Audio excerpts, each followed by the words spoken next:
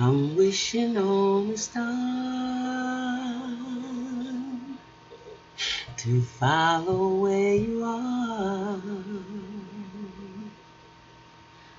I'm wishing on a dream to find out what it means. And I'm wishing all the rainbows that I see. And I wish on all the people we ever meet. Is that the way it goes? Oh, I love that song. Good morning, good afternoon, good evening, family. Welcome, welcome, welcome to the Mental House. I am your host, Khadijah. Oh, I love that song. I never thought I'd see a time when you and me. Oh. Mm.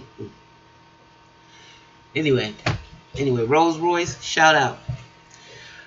Uh, Listen, I know the last time I talked to y'all, I was a little discombobulated about this colonoscopy, and I want to thank first of all each and every one of you who sent me messages of encouragement. I appreciate it. It was so heartwarming, and I really appreciate it. Thank you so much. It definitely helped with my fear factor. Uh, and those the little private messages are very beautiful. They really are.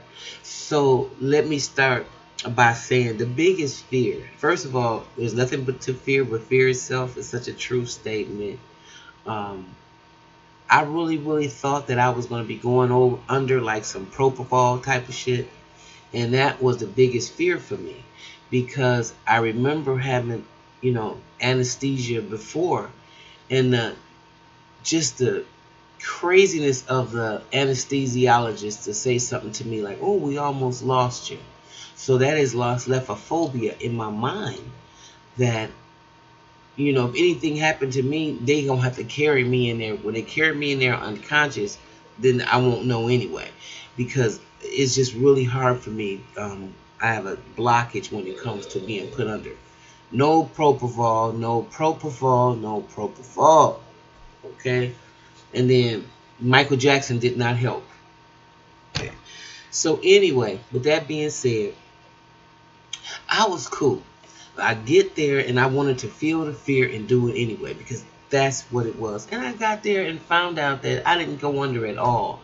In fact, I watched most of the procedure.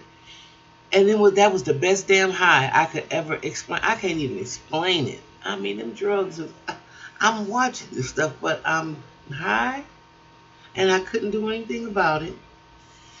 And I think it's only 2 times where I felt a little uncomfortable, and that's probably when they was burning them off because I did have 9 polyps. Now I don't know right now if they were cancerous or anything, but the procedure itself, I watched some of it.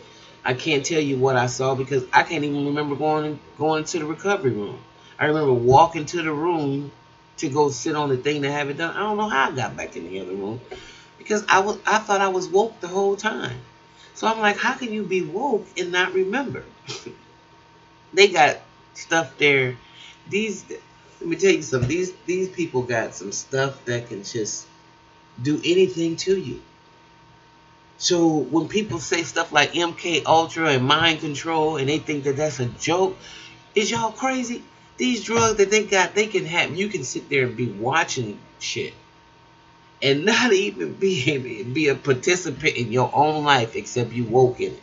That is some strange, scary stuff. So anyway, let me move right along. Um, I'm very fine.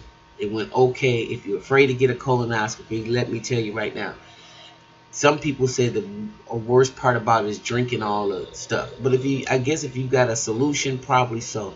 If you mix the stuff in Gatorade, it doesn't bother you because you're tasting the Gatorade. So just get it done. Get her done if you're afraid. Okay, because there is nothing to fear. Um, and you have to feel the fear and do it anyway. Really, that's what you have to do. So, enough of that. I just gotta know if let's get to the real shit. Let's get to it. Let's get to it. How in the hell?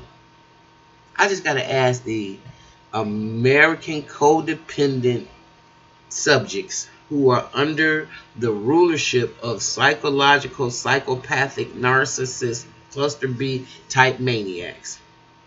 How can we sit here and not every time we see Hillary Clinton's face, ask her about Danny Williams?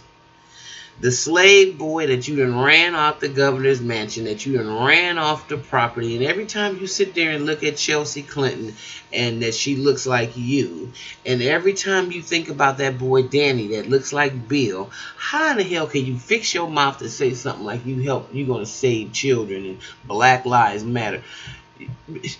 Sit down, bitch. I'm sorry. Sit down. And excuse my language. How in the hell are you narcissist crazies gonna sit there and be talking about Donald Trump and his sexcapades or whatever? And they both crazy. They both narcissistic crazies. She's sitting there and she know this man got a baby. This man been screwing everybody while him and when he was governor in Arkansas, him and his buddy, his brother Roger, used to freak the women with the cocaine. Hillary know it. She was probably freaking too when he used to do her. Okay? But I don't even think that's Hillary's taste no more. Trust me. I can feel that one. Okay? But my point is, because there's no way in the world she could just sit there and put up with his craziness. Okay? There's no way.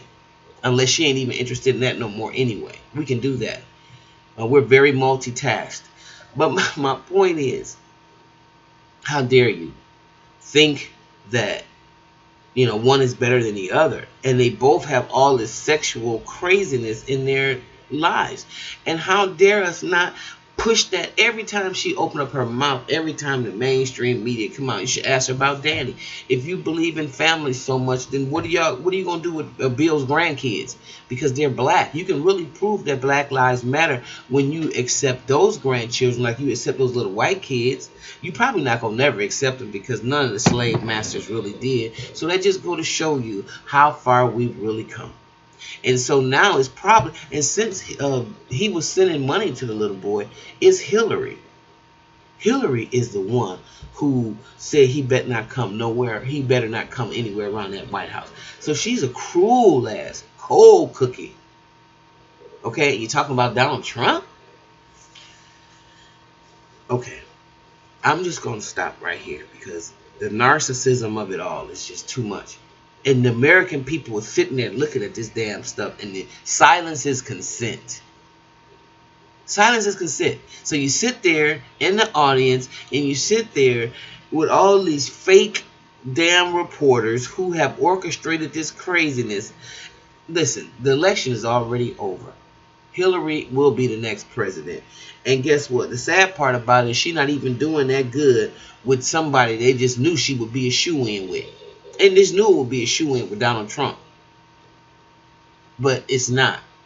Because people are just disgusted with this whole thing. And unless the people of America, of these damn United Snakes of America, decide that, listen, we tired of living up under the rulership of narcissism, madness, craziness, all over the board. And if we condone this stuff, and if we actually...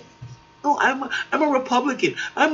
You know what? It reminds me of the Starbelly Sneetches. So some of you elementary school thinking people, you need to go get that book. And that's why I love Dr. Seuss so much.